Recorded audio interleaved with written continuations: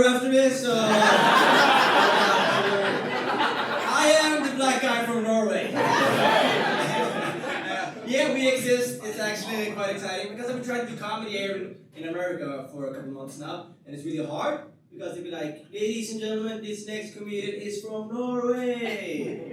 And then I get on stage, right? And the audience is like, no, he's not. I did a show a couple weeks ago in New York, and after the show, a guy came up to me and he was like, man, great set. I'm like, thank you. And he said, were you serious? I'm like, what do you mean? He said, black people in Norway? It's a fun question. I try to be funny, so I'm like, of course it is. Maybe not right now. In America, but that's what usually happens. This guy did not laugh at all. He became concerned. He was like, wait a second, are you the only black guy in Norway?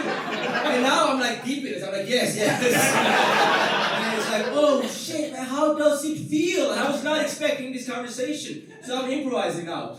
So I'm like, oh, it's lonely, man. And then he asked me, what is the worst part about being the only black guy from a whole country? That's a good question. I said, the worst part is that everything I do becomes a stereotype. And they say, I don't get it. I'm like, oh, in America they say black people got a big dick. He said, yes, not in Norway. They got a shit reputation. And what, other man? Yeah! This is other man. I remember all the names. There's one guy called Nick Ice here as well. Where you at, Nick? Right here. Yeah. He is not as cool as his name sounds like. His name is way cooler than him. But are you having a good time, Nick? Yeah. Hell yeah. You guys are a wonderful crowd. You guys are the best crowd I've had. I've been in New York. That is not nice. I feel that, you guys are happy here in Minnesota for some reason. Like you guys got the Norwegian happiness, but you don't got the Norwegian healthcare. You're just happy for no reason. I love it. Because Norway is quite a nice place. I have to tell you guys that. In Norway we have free healthcare, we have free education, we have what you guys would call communism. And communism is nice. It's the best, bro. It's the best. I swear to God, it's the best. Like everything is it's so nice. But at the same time, it's like Norway has all that. It has safety. It's not fun, Like America, you guys got the American dream here. I love that American dream because everybody here has belief in themselves. Like if you ask a poor person, hey, do you want to increase the taxes? He'd be like, hell no, I might be rich one day. That is the essence of America. And I don't know if you guys know, but you guys got a really bad reputation these days. In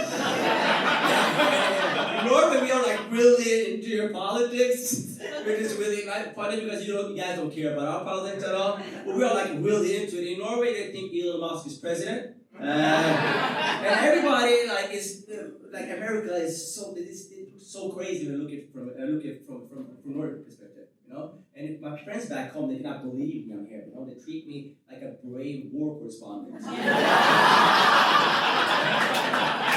oh my God, are you there? Yes. So what's going on there? They don't have eggs for some reason. I don't know. Why that is. America is like it's always been an exciting thing for me. And when people ask me back home, like, is it exciting to be there? I'm like, yes, it's very exciting. But it's exciting in a weird way. It's exciting in I went to a Bruce Springsteen concert 6 months ago. Yeah, not because I'm a fan. Sorry. Actually, I just wanted to see him before he dies. And America is exciting in the same way. I just want to see the last season, baby. I just want to catch the last season. But I remember when I grew up in a small Norwegian city called Skien, and I was like the only black guy in my neighborhood. And I always thought I was black, And when I came to America, I got my blackness questioned, Because in Norway I was black, but in New York I was Dominican, and that was really confusing to me. But when I grew up in Norway, I remember okay, I gotta tell you guys, you guys got white people here, White people here are they're nice, They're super nice. But here's the thing, the white people here, they got flavor, you know, they've been here for 200 years almost, you know? I'm come from Norway, I come from where they make the white people. I come from the factory. Like straight, raw. I love it, you know, and the Norwegians are, everything is like different there, like, even the racism is different. They have an N-word for us in Norway. The N-word is like not as same as in America, but in Norway they call us neger. Yes. And when you ask them, you're like, hey, Bjørnsen, you can't call me racist. You can't call me neger. It's actually racist. And he'd be like, actually, it's not. Actually, it's Latin. And it means black. And it's the only word he knows in Latin. It makes sense. Yes, Habibi. Thank you for the clap there. What country are you from? Here. You're from Minnesota, America? I love it. That's what I love about Americans. People become Americans here. In Norway, I'm always a Somali. Like I'm in reverse. In Norway, I'm Somali. That means I'm black and I am Muslim. I am what TSA calls a random check. Without a doubt, you know. And you get the random check as well, right? And every time, like, it's so funny because every time I come to America, they always take me in their room and interrogate me. So I've gotten to know the TSA agents on a personal level, you know? A lot of people be like, oh, those guys, I hate them, they're power tripping. I'm like, no, actually, they're really passionate about their jobs. They're really like, you guys experienced 9/11 and said, never forget. Those guys experienced 9/11 and said, not on my watch. And dedicated a life to stop shampoo containers from entering the country.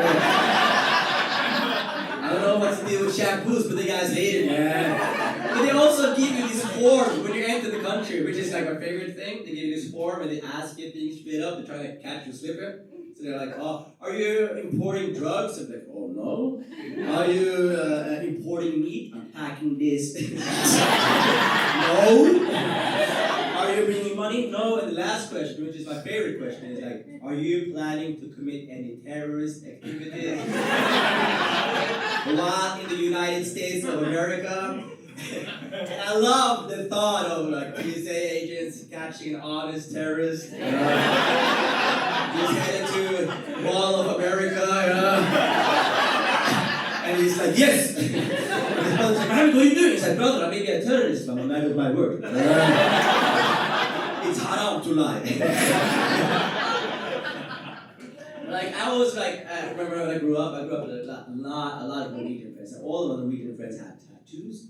And I always wanted a tattoo, but tattoo is like really haram. And that's also really fun because if you see it, we have like right wing, we know in Norway, left wing, and the right wing are like nationalists, like here. And all of those right wing people, they got Viking tattoos, you know?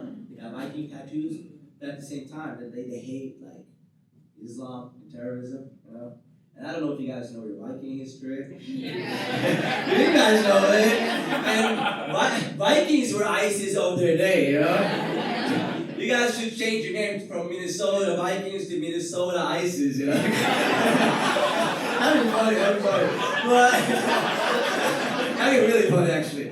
But I always wanted a tattoo. And the first tattoo I got, I wanted it to be like a tribute to my mom, you know? I got this tattoo here, you know? My mother's alive. For info. I just wanted her to like approve the tattoo. You know? I wanted to be like, oh no! Oh wait, my son really loves me. And that's what I thought would happen, right? You did the same? Oh wait, that's your mother? Yeah. And your mother nodded you? Did you show the tattoo to your mother? Without her permission. Yeah. Wait, you didn't get a tattoo with her permission? Yeah. What about the hair though?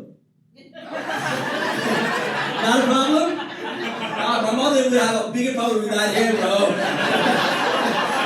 You fucking leopard ass looking. High five, brother.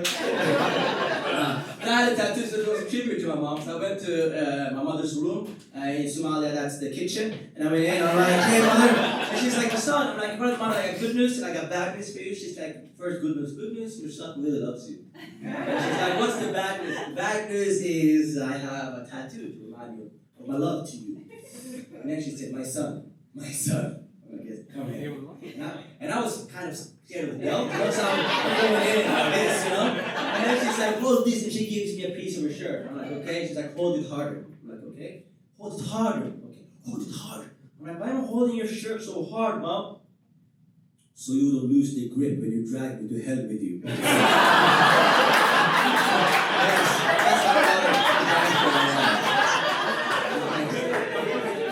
like growing up as a Muslim was actually quite nice sometimes. Like it's a lot of, after 9/11 it was really stressful. I gotta be honest with you guys, but the place where it was really nice was like in school. Like Norway is really accommodating place. You get a lot of day offs on religious holidays. In Norway was like it's a Christian country, so you have like Easter and Christmas and Pentecost and all those Christian holidays, But when the Muslims came, they were like, oh, we gotta accommodate you guys too. So we get days off on the Christian holidays and the Muslim holidays.